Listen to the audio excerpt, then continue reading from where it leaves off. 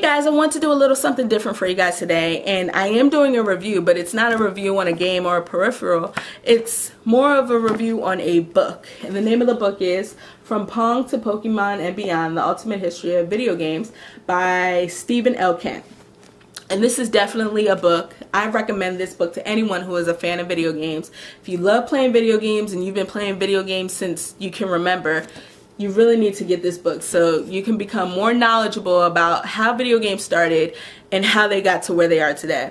Of course, this book is huge. It's like 600 pages, but as we all know, when you read something on a subject that you really enjoy, it's not painful at all. It's a really easy read and it's quick, and it's a lot of fun and interesting, and it's definitely a page turner.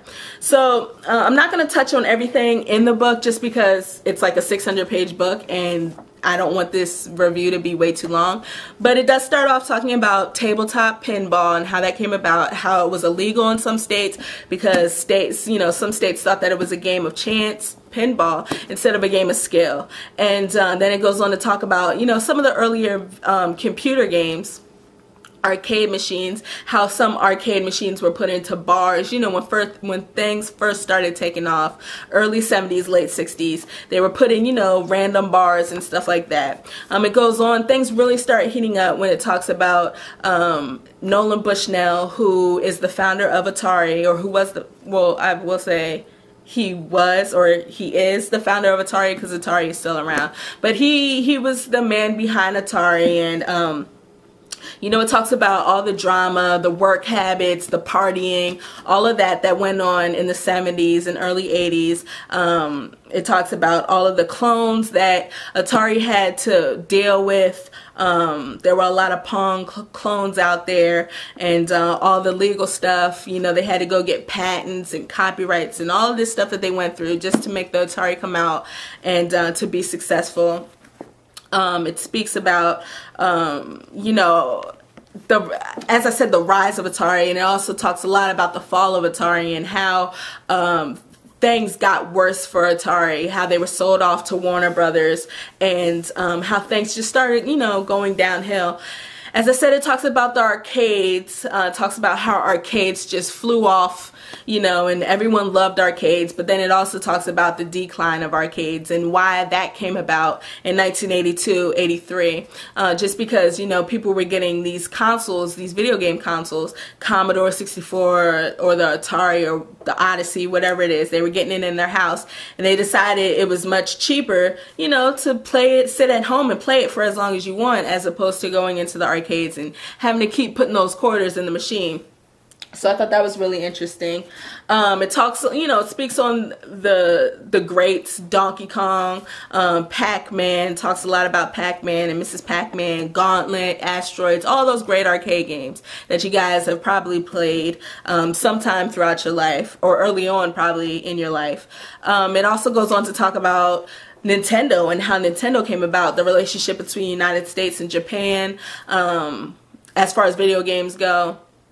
It speaks on how, the way that the United States, their take on the Nintendo and how awesome they thought it was. It talks all about the Nintendo craze and how we all love Nintendo and, the early 80s, mid 80s or whatever.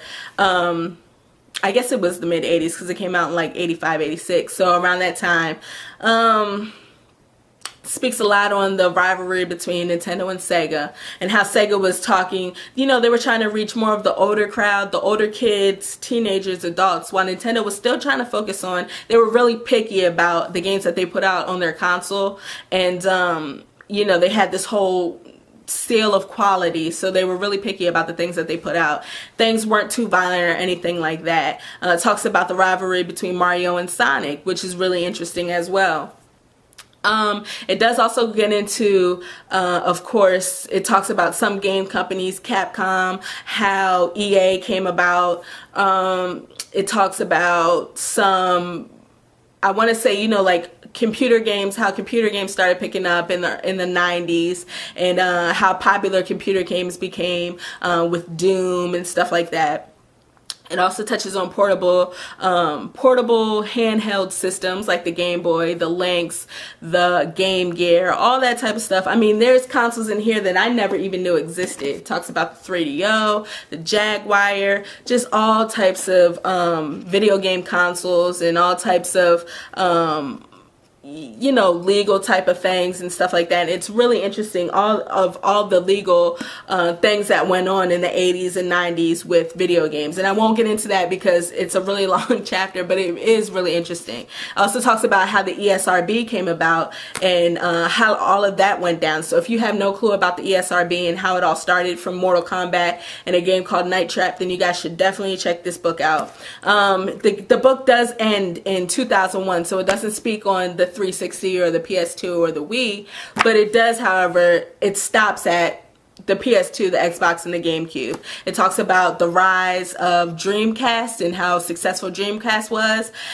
but it also talks about why it wasn't as successful as it should have been and why it didn't stick around for as long as it should have. So it's a really good book, and I highly recommend it. There are some pictures in the book, not a lot, and they're in black and white, but there are some pictures in the book that show, you know, show off some of the essential video game stuff.